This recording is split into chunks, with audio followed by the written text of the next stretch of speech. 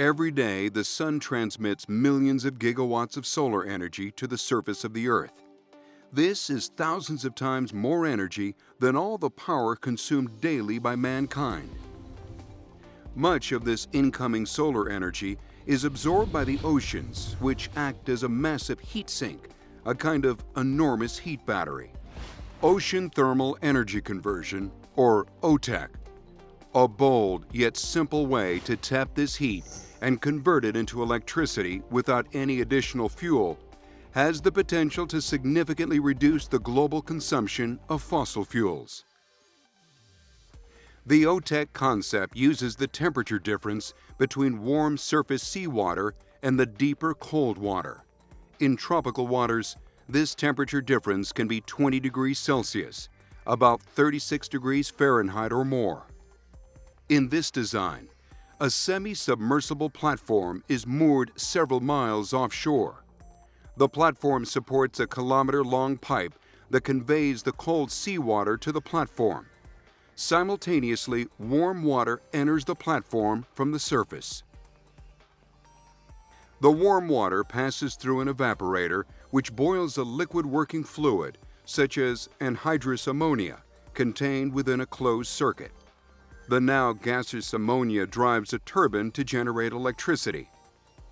The gas then enters a condenser where it is cooled by frigid seawater from the cold water pipe, returns to a liquid, and is pumped back to the evaporator to continue the cycle. A Lockheed Martin Corporation-led team of subcontractors has designed a 100 megawatt OTEC system capable of fabricating the 1,000-meter cold water pipe, or CWP, directly from the platform. Once the cold water pipe is completed, the fabrication facility is removed and the power modules containing the seawater pumps and heat exchangers are installed. The United States Department of Energy and Lockheed Martin jointly sponsored model tests of the semi-submersible platform, the cold water pipe, and the connection between the two. These tests examined each of this marine structure's many configurations for motions, forces, and pipe bending behavior.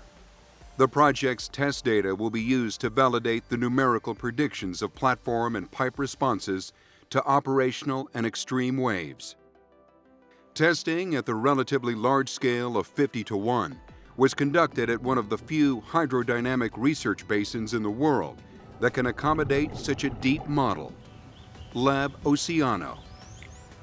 Located near Rio de Janeiro on Ilha do Fundão, a sort of Silicon Valley of deepwater petroleum technology, this exceptional facility is operated by the Federal University of Rio de Janeiro.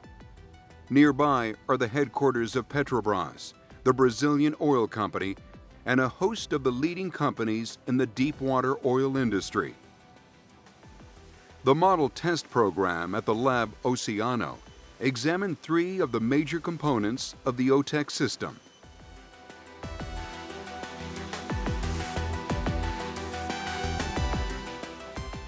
Based on the proven semi-submersible design common to the offshore oil industry, the platform is well understood from decades of development and operations. The fiberglass-covered aluminum model is 1.4 meters square and 800 centimeters high, roughly 4.5 feet square by 2.5 feet high. The semi-submersible was tested in 4 configurations. The platform by itself, ballasted to include the weight of the pipe fabrication facility. The platform with 6 power modules. The platform in the cold water pipe fabrication phase without power modules, with 2 different pipe lengths of 500 and 1,000 meters. And the platform in the operational mode with 6 power modules and the 1,000-meter CWP. The total full-scale weight of an operational OTEC system and platform is 217,000 tons.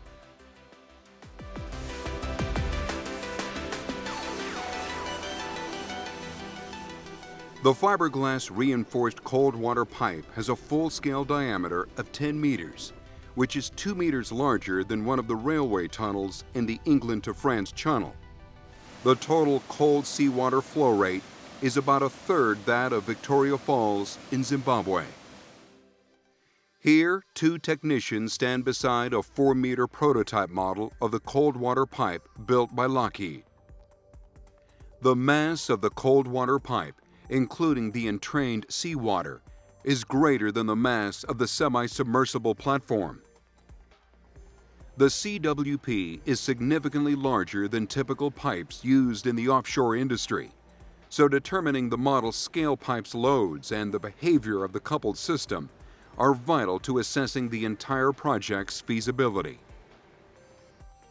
A previous investigation of large-diameter composite pipe was an extensive 1983 NOAA-sponsored at-sea trial of a 2.5-meter diameter, 130-meter-long reinforced fiberglass composite pipe. These trials yielded important data about the pipe's behavior, bending characteristics, and fatigue life. The cold water pipe model has a core tube consisting of 4 sections of 38 millimeter or 1.5-inch diameter aluminum pipe. This models the bending stiffness of the CWP. The outside diameter is modeled by 20 discontinuous tubular sheets made of composite material, which represents the pipe's hydrodynamic diameter. The outer sections are centered on the inner core, and adjacent sections are sealed with rubber strips so that bending stiffness is not affected. The pipe core is instrumented with 20 sensitive strain gauges. Here, 1/2 of the assembled pipe is suspended from the lab's rafters for a pipe impulse response test. The impulse is applied to the core with a common hammer to determine the natural frequencies of the pipe. The strain gauge data is displayed for each channel as a timeline. The pipe's spatial location is measured with an underwater optical tracking system. The CWP is floated into the water, and divers install the 20-meter model in the lab Oceano test basin. The depth at the bottom of the center pit is 25 meters, deep enough that the divers must decompress before emerging. Because so little is known about the behavior of the cold water pipe in the physical world, the loads, motions, and bending test data is invaluable.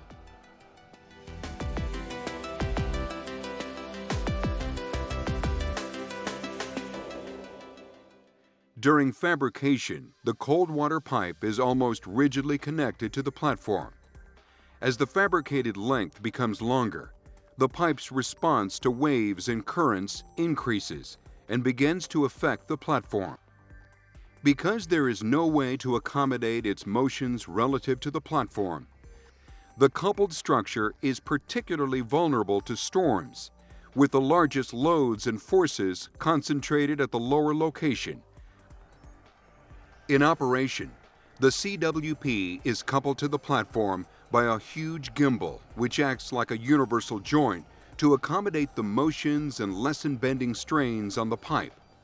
The model gimbal was carefully instrumented to record forces and angles. 2 different gimbals were tested, a free gimbal and a restrained gimbal.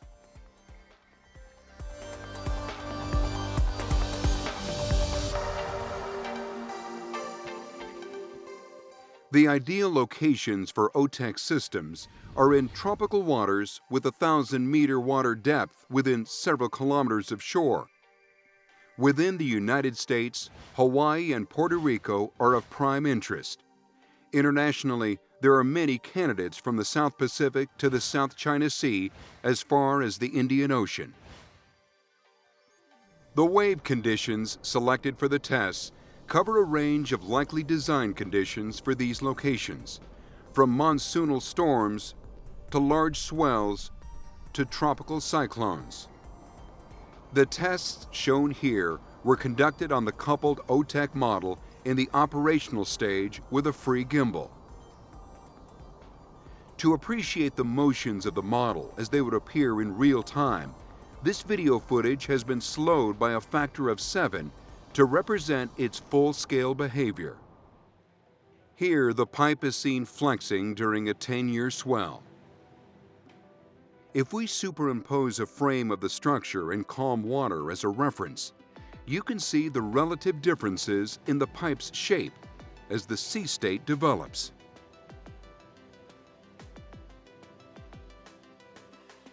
However, if we speed up the footage, it is much easier to appreciate just how much the pipe flexes in model scale time.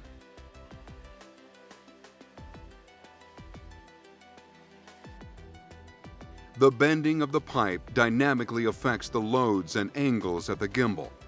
This constant flexing determines the pipe's fatigue life, so it is imperative that the CWP's bending properties are fully understood. Here, the pipe is seen being excited by regular waves with a significant height of 8.5 meters and a period between peaks of 13 seconds.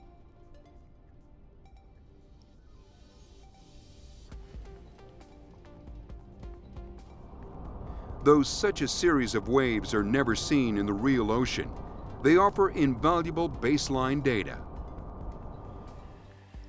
Once again, when the footage is speeded up, you can see the regular rhythm of the pipe's undulations.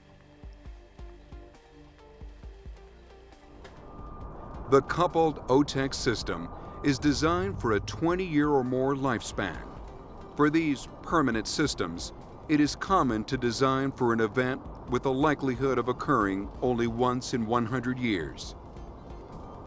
Therefore, it is vital to understand the total system's behavior in a 100-year cyclone. First, to see if it can survive a maximum strength cyclone, and secondly, to understand what are the forces imposed on the unified structure, and which specific points might be especially vulnerable.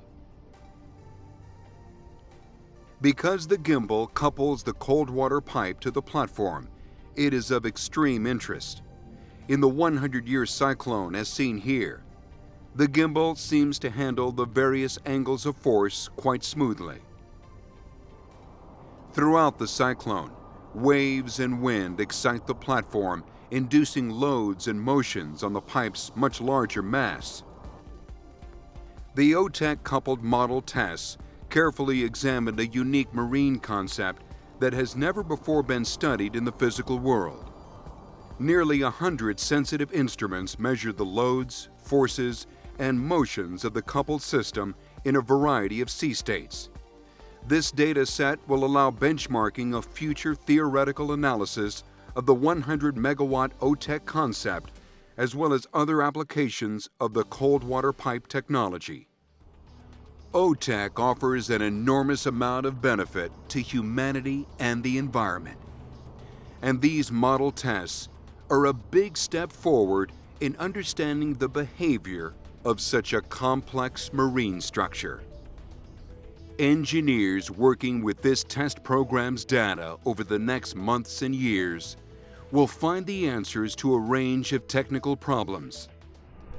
And it is almost certain that they will also discover the questions that have not yet been asked.